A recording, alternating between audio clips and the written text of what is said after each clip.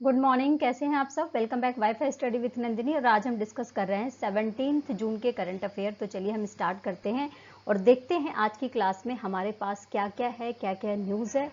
साथ में हम आज बात करेंगे पुलित्जर पुरस्कार के बारे में, आसमा के बारे में बात करेंगे, मरुस्थलीकरण के बारे में बात करेंगे, गुवाहाटी रेलवे स्टेशन के बारे में बात करेंगे और इस तरह की कई सारी न्यूज़ है हमारे पास। और इसके पहले प्लीज़ मेरे चैनल पर बने रहिए, लाइक करते रहिए, शेयर करते रहिए और सब्सक्राइब कर लीजिए। बेल आइकन ज़रूर प्रेस कर लीजिए जिससे कि आपको डेली की करंट अफेयर की जो क्लास है वो मिलती रहे नोटिफिकेशन के माध्यम से। तो सबसे पहले हम स्टार्ट करते हैं आज के अपने मॉर्निंग के थॉट के साथ में अपनी क्लास को। ओके, देखो, जब तक आप चीज़ों को अलग तरीके से नहीं देखते तब तक आप उसे अलग तरीके से नहीं कर सकते। यानी किसी भी स्थिति को, किसी भी परिस्थिति को अलग नज़रिए से देखना ज़रूरी है। और जब हम उस नज़रिए से उस परिस्थिति को और अपने उस कंडीशन को देख लेते हैं तो उस समस्या से और उस कंडीशन से हम बिल्कुल पॉजिटिव वे में बाहर निकल आते हैं और हम नए नए तरीके सीखते रहते हैं अपने जीवन में आगे बढ़ते रहने के साथ में। तो इसी के साथ में मैं स्टार्ट करती हूँ आज की अपनी क्लास को। फर्स्ट हम बात कर रहे हैं world day to combat desertification and drought, यानी कि विश्व मरुस्थलीकरण और सूखा रोकथाम दिवस हर साल 17 जून को मनाया जाता है। और इस बार भी 17 जून को हम ये डे सेलिब्रेट कर रहे हैं। और मैं आपको बता दूं कि world day to combat desertification and drought का जो 2023 का जो थीम है वो क्या है। तो इस बार की जो थीम है वो है उसकी भूमि उसके अधिकार, यानी जो जमीन है वो उसके अपने भी कुछ अधिकार हैं।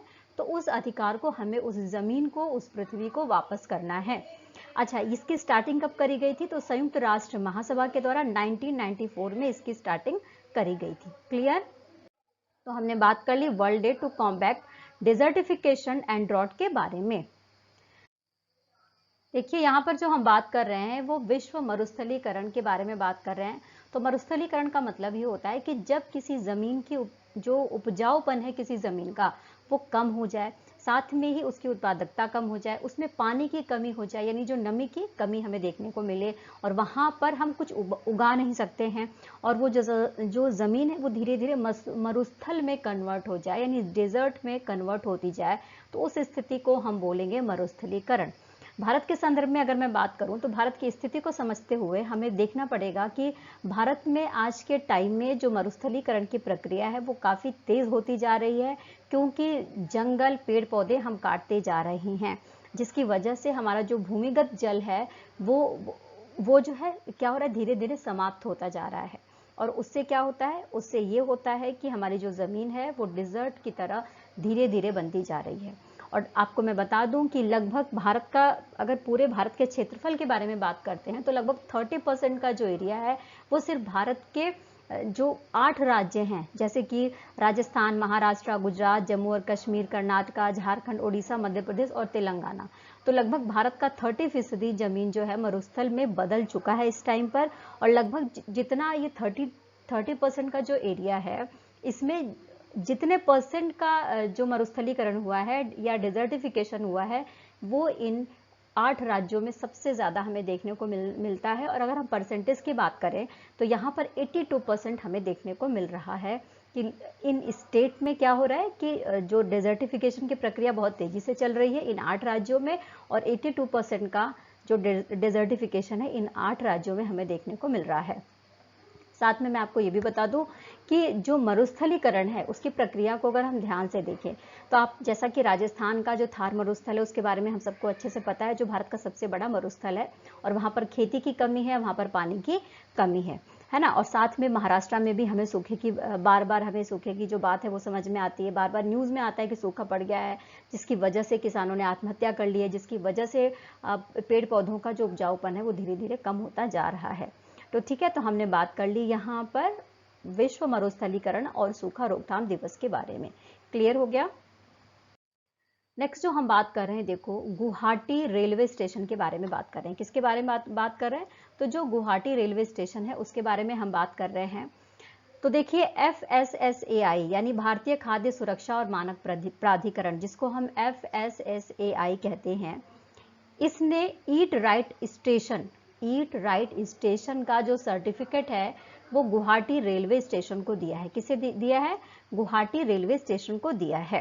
अब इसको थोड़ा और समझते हैं। तो देखो जो FSSAI है, यानी जो भारतीय खाद्य सुरक्षा और मानक प्राधिकरण है, उसने नॉर्थ ईस्ट फ्रंटियर रेलवे के तहत, आप सबको अच्छे से पता है कि आसाम में गुवाहाटी पड़ता है, और आसाम कहाँ पर है, तो आसाम जो है हमारे जो हमारा उत्तरी पूर्वी हिस्सा है वहां पर पड़ता है। तो उसमें नॉर्थ ईस्ट फ्रंटियर रेलवे के तहत आसाम के गुवाहाटी रेलवे स्टेशन को ये सर्टिफिकेट दिया है ईट राइट स्टेशन के नाम पर। और ये जो ईट राइट स्टेशन का सर्टिफिकेट मिला है वो इसलिए मिला है क्योंकि जो गुवाहाटी रेलवे स्टेशन है, इसने अपने यात्रियों के लिए जो हाई क्वालिटी के साथ साथ में पौष्टिक भोजन उपलब्ध कराया है। ठीक है ना, जो FSSAI के जो मानक है उस पर बिल्कुल खरा उतरा है, इसकी वजह से ही ये सर्टिफिकेट प्रोवाइड करवाया गया है FSSAI के द्वारा। क्लियर? तो हमने बात कर ली FSSAI के द्वारा जो गुवाहाटी रेलवे स्टेशन को ईट राइट स्टेशन का सर्टिफिकेट दिया गया है उसके बारे में। अब देखो भारतीय खाद्य सुरक्षा और मानक प्राधिकरण यानी FSSAI के बारे में बात कर रहे हैं हम। तो जो ईट राइट स्टेशन है ना, जो ईट राइट स्टेशन का सर्टिफिकेट दिया गया है, अगर हम बात करते हैं FSSAI के बारे में, तो भारत की एक कॉन्स्टिट्यूशनल बॉडी है, यानी एक वैधानिक संस्था के रूप में काम करता है। और ये भारत का जो स्वास्थ्य और परिवार कल्याण मंत्रालय है उसके तहत काम करता है। और साथ में ही जो अधिनियम 2006 के अनुसार इसकी स्थापना करी गई थी FSSAI की। क्लियर हो गया? तो साथ में अगर अधिनियम 2006 के तहत इसकी स्थापना कब करी गई थी, तो 5 सितंबर 2008 को इसकी स्थापना करी गई थी। मुख्यालय इसका नई दिल्ली में हमें देखने को मिलेगा। और संस्थापक कौन है, तो अंबुमणि रामदास जी इसके संस्थापक हैं। तो हमने बात कर ली भारतीय खाद्य सुरक्षा और मानक प्राधिकरण के बारे में। क्लियर? देखो आसाम, मैंने बहुत बार आपको बताया है कि जो आसाम को अगर आप देखना चाहते हैं तो भारत का जो पूर्वी हिस्सा है, जो 7 सिस्टर्स वाला हिस्सा है, वहां पर आपको जाना पड़ेगा और वहां पर आसाम आपको देखने को मिल जाएगा। आसाम 7 सिस्टर्स के साथ में है। और इसकी स्थापना के या इसके गठन के बारे में बात करें तो 26 जनवरी 1950 को इसका गठन किया गया था। राजधानी जैसा कि हम सबको अच्छे से पता है कि दिसपुर है। मुख्यमंत्री हिमंत विश्व शर्मा है। राज्यपाल गुलाब चंद्र कटारिया है। राज्यसभा में 7 सीटें यहां से जाती हैं और लोकसभा में 14 सीटें यहां से जाती हैं। भारतीय गैंडा यहाँ का आधिकारिक पशु है। पर्टिकुलर आसाम का राज्य जो पशु है वो कौन है, तो भारतीय गैंडा है। और आधिकारिक पक्षी कौन है, तो सफेद पंखों वाला बत्तख है। और जो बिहू नृत्य है वो आसाम में किया जाता है। एग्जाम में कई बार क्वेश्चन पुटअप किया गया है। क्लियर? अब देखो हम बात कर रहे हैं यूनाइटेड किंगडम ने पाकिस्तान में अगले ब्रिटिश उच्चायुक्त के रूप में जेन मैरियट को नियुक्त किया है। यानी जो यूनाइटेड किंगडम है उसने पाकिस्तान के लिए अपना जो ब्रिटिश उच्चायुक्त है वो किसे नियुक्त किया है, तो जेन मैरियट को नियुक्त किया है। साथ में आपको मैं बता दूं कि वह इस्लामाबाद की पहली महिला ब्रिटिश दूत बनी है। यानी इस्लामाबाद के लिए यूनाइटेड किंगडम की तरफ से पहली महिला ब्रिटिश दूत बनकर जाएंगी ये। ठीक है? और इसके पहले ये केन्या में उच्चायुक्त के रूप में कार्य कर रही थी। ओके? यूनाइटेड किंगडम, जैसा कि मैप में आप देख रहे हैं, यूनाइटेड किंगडम 4 जो देश हैं उनसे मिलकर बना है। वो 4 देश कौन कौन से हैं, जैसा कि स्क्रीन पर भी हम देख रहे हैं। तो देखो सबसे पहले ये आप देख रहे हैं, यहाँ पर इंग्लैंड आपको दिख रहा है। ठीक है? ये वेल्स आपको दिख रहा है, येलो वाला हिस्सा। इंग्लैंड रेड वाला हिस्सा दिख रहा है। उत्तरी आयरलैंड आपको दिख रहा है ग्रीन वाले हिस्से में। और इसके साथ साथ में आयरलैंड आपको दिख रहा है, स्कॉटलैंड आपको दिख रहा है ब्लू कलर के हिस्से में। तो इन 4 राज्यों से, इन 4 देशों से मिलकर बना है यूनाइटेड किंगडम, जिसकी राजधानी लंदन है। प्रधानमंत्री जिसके ऋषि सुनक है और सम्राट जिसके चार्ल्स तृतीय हैं। क्लियर? पाकिस्तान के बारे में बात करें तो भारत के पश्चिमी एरिया से सटा हुआ पाकिस्तान हमें देखने को मिल जाएगा, जिसकी राजधानी इस्लामाबाद है। अध्यक्ष आरिफ अलवी हैं। प्रधानमंत्री शहबाज शरीफ हैं। और सीनेट के अध्यक्ष कौन है, तो सादिक सजरानी हैं। क्लियर? नेक्स्ट न्यूज है हमारे पास Kalinga institute of social sciences. ठीक है? Kalinga institute of social sciences है ना, भुवनेश्वर में संस्कृति मंत्रालय, उड़ीसा सरकार और KIIT विश्वविद्यालय के सहयोग से पहला जनजातीय खेल महोत्सव आयोजित किया गया। यानी यहां पर हम बात कर रहे हैं जो जनजातीय खेल महोत्सव है। ओके? जनजातीय यानी जो ट्राइबल स्पोर्ट्स है, फेस्टिवल है, उसके बारे में बात कर रहे हैं, जिसको ऑर्गेनाइज कैसे किया गया है, तो कलिंगा इंस्टीट्यूट में ऑर्गेनाइज किया गया है। किसके द्वारा ऑर्गेनाइज किया गया है, तो भारत का जो संस्कृति मंत्रालय है और साथ में उड़ीसा सरकार और KIIT विश्वविद्यालय के सहयोग से ये जो फेस्टिवल है उसको स्टार्ट किया गया है। और आपको मैं बता दूं कि ये जो प्रोग्राम होगा इसमें भारत के जो 26 राज्य हैं, 26 राज्यों के लगभग 5000 जो ट्राइब्स एथलीट पार्टिसिपेट करेंगे और 1000 अधिकारियों ने भारत में स्वदेशी खेलों के विविधता और जो समृद्धि है उसका प्रदर्शन किया है।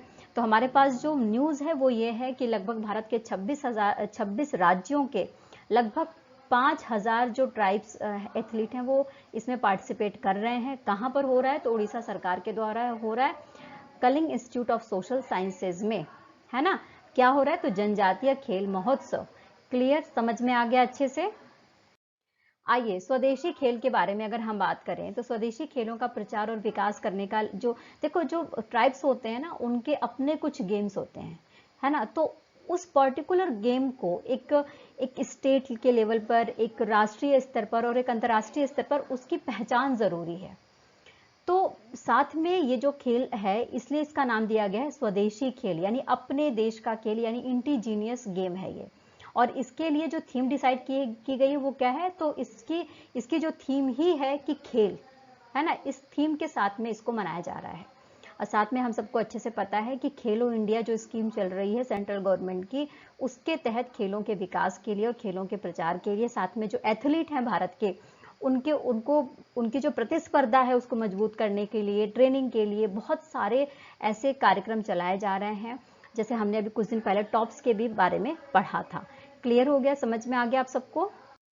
अब देखो नेक्स्ट जो हम बात कर रहे हैं, राइटर्स इंस्टीट्यूट की डिजिटल न्यूज रिपोर्ट 2023 के द्वारा डीडी इंडिया और ऑल इंडिया रेडियो को देश के सबसे भरोसेमंद इलेक्ट्रॉनिक मीडिया स्टेशन या संगठन के रूप में मान्यता मिली है। यानी अगर मैं बात करूं भारत का सबसे भरोसेमंद इलेक्ट्रॉनिक मीडिया संगठन के बारे में, तो कौन सा नाम निकलकर सामने आता है? तो निकलकर सामने आता है डीडी इंडिया और ऑल इंडिया रेडियो। ठीक है, किसके द्वारा किया गया है? तो ये रिपोर्ट दी गई है 2023 के लिए राइटर्स इंस्टीट्यूट की digital news report. Writers institute की डिजिटल न्यूज रिपोर्ट 2023 के तहत ये जो न्यूज है वो कवर करी गई है। ये जो डेटा है वो दिया गया है। क्लियर? समझ में आ गया? अच्छा, साथ साथ में इस रिपोर्ट में ये भी बताया गया है कि जो डीडी इंडिया है और ऑल इंडिया रेडियो है, उनकी जो इलेक्ट्रॉनिक मीडिया संगठन है ना, वो जिस तरीके से काम कर रही है, जितनी पारदर्शिता से काम कर रही है और जिस तरीके से निष्पक्ष होकर समाज को कवरेज, जो समाचार है, जो न्यूज़ है भारत में जो हो रही हैं घटनाएं उसको कवर करती है, उस बात को ध्यान में रखते हुए, उसकी विश्वसनीयता को ध्यान में रखते हुए राइटर्स इंस्टीट्यूट की डिजिटल न्यूज रिपोर्ट में ये बात कही गई है। क्लियर हो गया? तो हमने बात कर ली राइटर्स इंस्टीट्यूट की डिजिटल न्यूज रिपोर्ट 2023 के बारे में। क्लियर? देखिए राइटर्स इंस्टीट्यूट की डिजिटल न्यूज रिपोर्ट है, ये पहली बात जो ये रिपोर्ट आती है वो वार्षिक आती है, यानी कि पूरे साल में एक बार प्रकाशित की जाती है। जो डिजिटली जो समाचार प्रोवाइड करवाया जाता है उन चैनल्स के ऊपर ये रिपोर्ट प्रस्तुत की जाती है। क्लियर हो गया? समझ में आ गया? देखिए हम यहाँ पर बात कर रहे हैं संयुक्त राष्ट्र महासभा के बारे में। ठीक है, भारत ने एक प्रस्ताव रखा था संयुक्त राष्ट्र महासभा में। भारत ने ये प्रस्ताव रखा था कि ऐसे सैनिक जो शहीद हो जाते हैं दुनिया में शांति को कायम रखने के लिए, तो उनके लिए एक स्मारक दीवार बनाई जानी चाहिए। तो जो ये प्रस्ताव भारत के द्वारा रखा गया था, इस पर संयुक्त राष्ट्र महासभा ने मंजूरी दे दी है। और भारत की तरफ से संयुक्त राष्ट्र संघ में जो राजदूत हैं वो कौन है? तो रुचिरा कंबोज हैं, जिनके बारे में हम कई बार पढ़ चुके हैं। तो उन्होंने अपनी बात रखी और memorial wall for fallen United Nations peace keepers के नाम से इस मसौदे को पेश किया है संयुक्त राष्ट्र महासभा के सामने, है ना। और जैसे ही उन्होंने ये प्रस्ताव पेश किया तो सभी संयुक्त राष्ट्र के जो देश हैं, सदस्य देश हैं, उन्होंने इसका समर्थन किया है। क्लियर हो गया? नेक्स्ट न्यूज़ है हमारे पास मेमोरियल वॉल को थोड़ा समझ लेते हैं क्या है। तो देखो मेमोरियल वॉल जो पीस कीपर्स, जो हमारे सोल्जर्स हैं, उनके लिए बनाया जाएगा, जो संयुक्त राष्ट्र के शांति सैनिकों में शामिल हैं और अलग अलग दुनिया के अलग अलग हिस्से में जाते हैं, शांति के लिए काम करते हुए शहीद हो जाते हैं। तो उनकी स्मृति में, उनको याद रखने के लिए, उनके प्रति अपनी कृतज्ञता को प्रकट करने के लिए, उनकी स्मृति उनको याद रखने के लिए, उनको श्रद्धांजलि देने के लिए ऐसा किया जाएगा। ओके, संयुक्त राष्ट्र महासभा, जैसा कि हम सबको पता है कि 1945 में संयुक्त राष्ट्र संघ की स्थापना हो गई थी, ठीक है। और संयुक्त राष्ट्र के 6 प्रमुख अंग है, जिसमें सबसे इंपॉर्टेंट जो अंग है वो कौन सा है, तो संयुक्त राष्ट्र महासभा है, क्योंकि संयुक्त राष्ट्र महासभा के द्वारा ही सभी प्रकार के डिसीजन लिए जाते हैं। साथ में मैं आपको बता दूं कि इसकी जो शक्तियां हैं, संरचना है संयुक्त महासभा का, उसके जो कार्य हैं वो सब कुछ वर्णन किया गया है संयुक्त राष्ट्र चार्टर के जो अध्याय 4 है उसमें। संयुक्त राष्ट्र चार्टर का जो अध्याय 4 है उसमें इसके सभी विषयों के बारे में चर्चा की गई है कि इसकी शक्तियां क्या हैं, संरचना कैसे है, किस तरीके से काम करेगा। क्लियर हो गया। साथ में ही जो सुरक्षा परिषद है उसके अस्थायी सदस्यों को इसके द्वारा चुना जाता है ना। और कई सारे जो इंपॉर्टेंट डिसीजन होते हैं वो संयुक्त राष्ट्र महासभा के द्वारा ही लिया जाता है। क्लियर है। देखिए जो नेक्स्ट न्यूज है हमारे पास वो है एक वायरफेयर शैलो वाटर क्राफ्ट है, एंटी सबमरीन है, जिसका नाम है अंशदीप। क्या नाम है? अंशदीप। तो ये तीसरा जहाज है जिसको अभी लॉन्च किया गया है। कहां पर? तो कट्टुपल्ली में। कट्टुपल्ली कहां पर पड़ता है? तो चेन्नई में पड़ता है। तमिलनाडु की राजधानी है चेन्नई, चेन्नई में ही पड़ता है कट्टुपल्लू। और कट्टुपल्लू के पास ही एंटी सबमरीन वायरफायर जो शैलो वाटर क्राफ्ट है जिसका नाम है अंशदीप, जो तीसरा जहाज है, इसका उद्घाटन किया गया है या इसको लॉन्च किया गया है। क्लियर है, समझ में आ गया। और इसके द्वारा क्या होगा? इसके द्वारा जो समुद्री महत्व है भारत का वो बढ़ जाएगा इस जहाज के माध्यम से। क्लियर। देखिए हम जो बात कर रहे हैं यहाँ पर, क्या बात कर रहे हैं, तो जो कट्टुपल्ली है उसमें anti submarine warfare shallow water craft है जिसका नाम है अंशदीप, जिसको लॉन्च किया गया है। इसके लिए जो टाई अप हुआ था वो पहले ही 29 अप्रैल 2019 को हो गया था। और टाई अप हुआ था कि 8 जहाज बनाए जाएंगे, जिसमें तीसरे जहाज जिसका नाम है अंशदीप, इसको लॉन्च कर लिया गया है। क्लियर, समझ में आ गई। तमिलनाडु को देखते हैं। तमिलनाडु को देखने के लिए भारत के मैप का जो दक्षिणतम राज्य है वो तमिलनाडु है, जिसका गठन 26 जनवरी 1950 को हुआ था। और इसकी जो भी सीमाएं हैं वो डिसाइड करी गई थी 14 जनवरी को 1969 में। आपको इसके चारों तरफ देखने को मिलेगा, अरब सागर भी देखोगे, बंगाल की खाड़ी भी देखोगे और हिंद महासागर भी देखोगे, श्रीलंका से सटा हुआ है ये भी देखोगे। मुख्यमंत्री कौन है? तो M.K. स्टालिन है। राज्यपाल रविंद्र नारायण रवि है। विधानसभा में 235 सीटें हैं। राज्यसभा में सीटें 18 हैं और लोकसभा में सीटें यहाँ पर 39 हैं। यानी लोकसभा के लिए जो सीटें जाती हैं 39 सीटें यहाँ से जाती हैं। तो ये थोड़ी सी ऑल ओवर जानकारी हो गई तमिलनाडु के बारे में। आइए बात करते हैं Nehru memorial museum and library society के बारे में, जिसका नाम बदल दिया गया है। और इसको क्या कर दिया जाएगा? इसका नाम रखा जाएगा प्रधानमंत्री संग्रहालय और लाइब्रेरी सोसाइटी। और ये कहाँ पर स्थित है? तो ये नई दिल्ली में स्थित है। रक्षा मंत्री राजनाथ सिंह जो है इसके उपाध्यक्ष हैं। किसके? Nehru memorial museum and library society के, जिसका नाम बदलकर क्या कर दिया गया है? प्रधानमंत्री संग्रहालय और लाइब्रेरी सोसाइटी कर दिया गया है। साथ ही ये कहां पर स्थित है? तो ये प्रधानमंत्री कार्यालय में जो 3 मूर्ति स्टेट है वहां पर आपको देखने को मिल जाएगा। क्लियर है। और इस संग्रहालय को अप्रैल 2022 में जनता के लिए खोला गया था, जिसमें जो भारत के जितने भी प्रधानमंत्री हैं उनके क्या काम है, उनका क्या योगदान है, उसके विषय में एक संग्रहालय के रूप में, एक म्यूजियम के रूप में उन प्रधानमंत्री के कामों को याद कराया जाता है, दिखाया जाता है। क्लियर। ओके, हमने बात कर ली प्रधानमंत्री संग्रहालय और लाइब्रेरी सोसाइटी के बारे में। ओके, नेहरू मेमोरियल संग्रहालय और पुस्तकालय का जो हिस्ट्री है वो थोड़ी जान लेते हैं। तो सबसे पहले मैं आपको बताऊं कि इसकी स्थापना 1964 में करी गई थी पंडित जवाहरलाल नेहरू के द्वारा, ठीक है ना। और पंडित जवाहरलाल नेहरू की स्मृति में इसमें आप देखेंगे तो जवाहरलाल नेहरू से रिलेटेड कई सारी स्मृतियां आपको देखने को मिल जाएंगी। ये एक स्वायत्त संस्थान है जो भारत का संस्कृति मंत्रालय है उसके अधीन आता है और एक स्मारक संग्रहालय के रूप में काम करता है। 3 मूर्ति हाउस में प्रधानमंत्री का जो आधिकारिक 3 मूर्ति हाउस है वहां पर ये आपको देखने को मिल जाएगा। यहाँ पर जो नेहरू तारामंडल है वो भी आपको देखने को मिलेगा, एक लाइब्रेरी भी है और एक अध्ययन केंद्र भी आपको देखने को मिल जाएगा यहाँ पर। ओके, देखिए हम जो बात कर रहे हैं वो रक्षा मंत्रालय के बारे में बात कर रहे हैं। जैसा कि हम सबको पता है कि आत्मनिर्भर भारत के तहत और मेक इन इंडिया जो है उसके तहत ये जो प्रोग्राम चल रहे हैं, ये जो इनिशिएटिव लिए जा रहे हैं सेंट्रल गवर्नमेंट के द्वारा, उसके तहत रक्षा मंत्रालय कई सारे अपने जो इंडिजीनियस मैन्युफैक्चरिंग है उसको बढ़ाने की कोशिश कर रहा है, यानी जो स्वदेशी विनिर्माण है उसको बढ़ाने की कोशिश कर रहा है। तो इसके तहत अगर हम ध्यान देते हैं तो जो ICOMM टेली लिमिटेड हैदराबाद है, इसके साथ में जो हमारा रक्षा मंत्रालय है उसने एक MOU पर हस्ताक्षर करा है, एक समझौता करा है। कितने रुपए करोड़ का समझौता हुआ है? तो 500 रुपए करोड़ का समझौता हुआ है, यानी 500 करोड़ रुपीस का समझौता हुआ है। और इसमें 5 से लेकर 7.5 टन रेडियो रिले संचार उपकरण कंटेनर बनाए जाएंगे और लगभग 1035 इसके यूनिट खरीदे जाएंगे, है ना। और ये जो डिलीवरी कब तक करने की बात कही गई है हैदराबाद के द्वारा, तो जो हैदराबाद का टेली लिमिटेड है उसने बोला है कि 2023-24 में इसकी डिलीवरी स्टार्ट कर दी जाएगी। क्लियर है, समझ गए? तो हमने बात कर ली रक्षा मंत्रालय और जो ICOMM टेली लिमिटेड हैदराबाद है उसके बारे में। क्लियर? अच्छा देखो, जो ये MOU है यानी जो ये समझौता है, इसका महत्व क्या है? महत्व जैसा कि मैंने आपको पहले ही बता दिया कि जो इंडिजीनियस जो प्रोडक्शन है, मैन्युफैक्चरिंग है, उसको बढ़ावा देने के लिए, भारत को आत्मनिर्भर बनाने के लिए और रक्षा क्षेत्र में भारत की मजबूती को दिखाने के लिए ऐसा किया जा रहा है।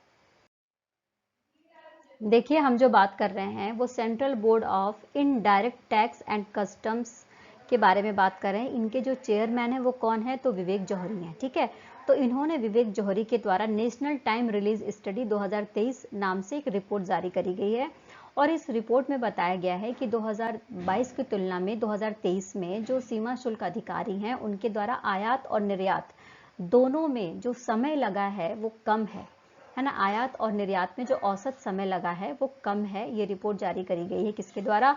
Central board of indirect tax and customs यानी CBIC के चेयरमैन विवेक जौहरी के द्वारा। क्लियर?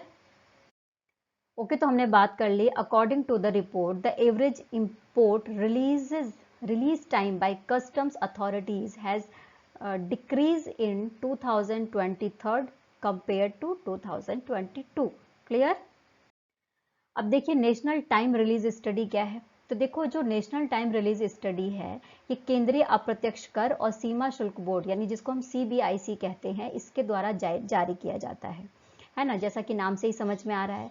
तो इसमें कर के बारे में बात किया जाएगा, आयात और निर्यात के बारे में बात किया जाएगा, सीमा शुल्क के बारे में बात किया जाएगा और कितना समय लगता है उसके बारे में बात किया जाएगा। तो NTRS रिपोर्ट हर वर्ष जो है यानी हर साल इसको रिलीज किया जाता है ना। और हर साल जब रिलीज किया जाता है तो आयात निर्यात के विषय में और उसके ऊपर होने वाले जो समय का खर्च है उसके बारे में भी जानकारी दी जाती है।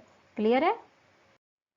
आइए बात करते हैं भारत के उड़ीसा के बारे में। भारत का जो उड़ीसा है वहां पर 3 दिन का त्योहार, एक तरीके से इसको नारित्व का त्योहार कहते हैं, जिसका नाम है राजा या मिथुन संक्रांति। क्या कहते हैं? राजा या मिथुन संक्रांति का आयोजन किया गया है।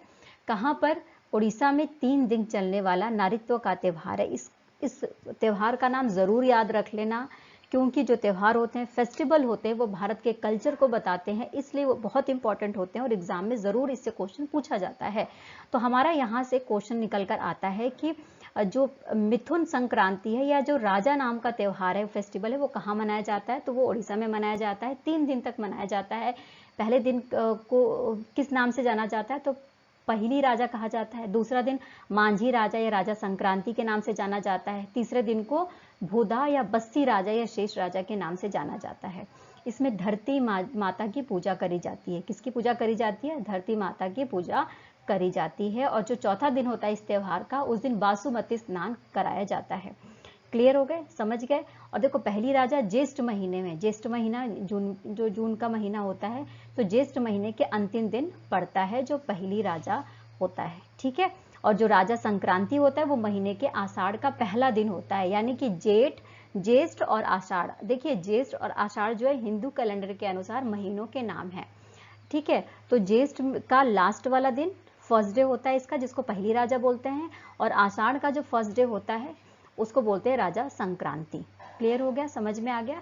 और जो राजा संक्रांति है वो एक तरीके से वर्षा ऋतु के आगमन के उपलक्ष्य में या वर्षा ऋतु के प्रतीक के रूप में मनाया जाता है, जिसमें कहते हैं कि मानसून आएगा और उससे धरती की उर्वरता क्या होगी? बढ़ेगी। क्लियर है? समझ में आ गया? तो हमने यहाँ पर बात कर ली ओडिशा में होने वाले 3 दिवसीय नारित्व का त्योहार राजा या मिथुन संक्रांति के बारे में। ओडिशा के बारे में आओ थोड़ी जानकारी ले लेते हैं। भारत का पूर्वी हिस्सा जब आप देखोगे तो पश्चिम बंगाल से सटा हुआ दिख जाएगा ओडिशा आपको। साथ में ही बंगाल की खाड़ी से सटा हुआ भी है। राजधानी इसका भुवनेश्वर है। गठन इसका 1 अप्रैल 1936 में हुआ था। राज्यपाल गणेशी लाल है। मुख्यमंत्री नवीन पटनायक जी हैं। राज्यसभा में 10 सीटें और लोकसभा में यहाँ पर 21 सीटें यहाँ से जाती हैं। क्लियर। देखिए यहाँ पर हम बात कर रहे हैं भारतीय नौसेना के बारे में। भारतीय नौसेना लद्दाख को नौसैनिक जो लद्दाख के युवा हैं उनको नौसेना से जोड़ने के लिए एक इनिशिएटिव लेकर आ रही है, एक प्रोग्राम लेकर आ रही है जिसका नाम है जूली लद्दाख या जिसको बोला गया हेलो लद्दाख। ये एक आउटरीच प्रोग्राम है। इसके तहत क्या किया जाएगा? इसके तहत 15 जून से स्टार्ट किया गया है इसे, और इसके तहत राष्ट्रीय युद्ध स्मारक से लगभग 5000 किलोमीटर की मोटरसाइकिल यात्रा चलाई जाएगी और इसके लिए हरी झंडी दिखाई गई है वाइस एडमिरल संजय जसजीत सिंह और vice chief of naval staff के द्वारा। यानी जो ये सैनिक हैं ये मोटरसाइकिल के माध्यम से लद्दाख के कोने कोने में जाएंगे और वहां के युवाओं को नौसेना से जोड़ने का काम करेंगे, है ना। और साथ में ही नौसेना और लद्दाख फुटबॉल क्लब के बीच में एक फुटबॉल मैच भी रखा गया है। क्लियर हो गया। तो हमने बात कर ली यहाँ पर किसके बारे में? जूली लद्दाख या हेलो लद्दाख जो आउटरीच प्रोग्राम है इसके बारे में। जूली लद्दाख का उद्देश्य क्या है? उद्देश्य है कि भारत की आज़ादी के 75 साल हो गए हैं, तो जो अमृत महोत्सव मनाया जा रहा है आज़ादी का, उसके 75 साल हो गए हैं, उसके प्रतीक के रूप में भारतीय नौसेना के द्वारा ऐसा किया जा रहा है। साथ में ही जो प्रधानमंत्री नरेंद्र मोदी हैं उनकी जो पहल थी नारी शक्ति, उसका भी समर्थन किया जा रहा है। ठीक है। देखिए जो मैं बात कर रही हूँ वो किसके बारे में है? एक बुक है जिसका नाम है मास्टर रेजिडेंशियल रियल एस्टेट। क्या नाम है? Master residential real estate. ये बुक है जिसको लॉन्च किया गया है रियल एस्टेट विशेषज्ञ हैं जिनका नाम है अश्विंदर सिंह, इनके द्वारा। साथ में ही इस बुक में क्या बात कही गई है, तो ये एक तरीके से गाइड करती है रियल एस्टेट उद्योग के बारे में जानकारी देती है। ठीक है। तो हमें इस बुक का नाम याद होना चाहिए और किसके द्वारा लिखी गई है ये याद होना चाहिए। अच्छा, कुछ इंपॉर्टेंट बुक्स हैं जिसके बारे में हमने रिसेंटली अभी पढ़ा है, तो थोड़ा सा रिवीजन कर लेते हैं फटाफट। और अगर आप चाहते हैं तो वीडियो पॉज करके या हमारे टेलीग्राम के लिंक पर भी जाके ये सारे जो कंटेंट हैं वो पढ़ सकते हैं, नोट्स बना सकते हैं। तो विजय दर्डा की बुक है रिंग साइड। आदित्य भूषण की बुक लिखी गई थी guts amidst blood both the Anshuman Gaekwad narrative.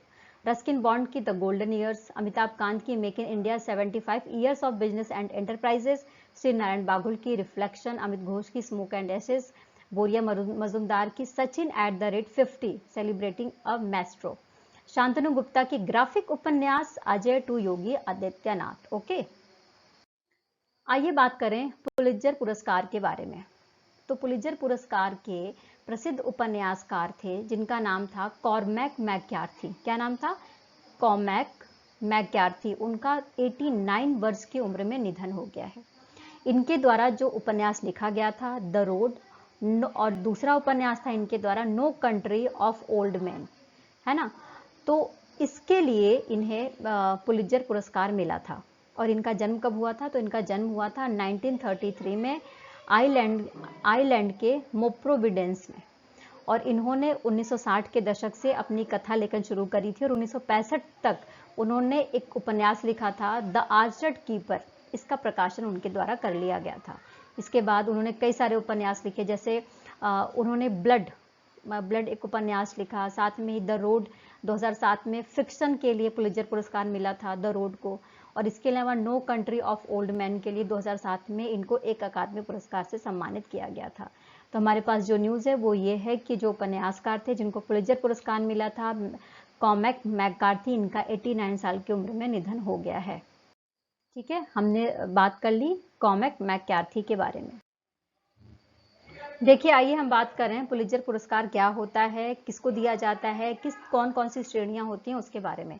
सबसे पहले तो कोलंबिया विश्वविद्यालय के द्वारा इसको प्रशासित किया जाता है और जो जोसेफ पुलित्जर थे उनकी वसीयत के रूप में उनके वसीयत में लिखा गया था कि पुलित्जर पुरस्कार दिया जाए, तो तब से ये पुलित्जर पुरस्कार दिया जाता है। संयुक्त राज्य अमेरिका के भीतर स्पेशली न्यूज़पेपर के लिए, पत्रिका के लिए, ऑनलाइन पत्रकारिता, साहित्य, संगीत रचना में जो उपलब्धियां हैं उनकी पहचान की जाती है और उसके बाद उनको जो है पुलित्जर पुरस्कार दिया जाता है।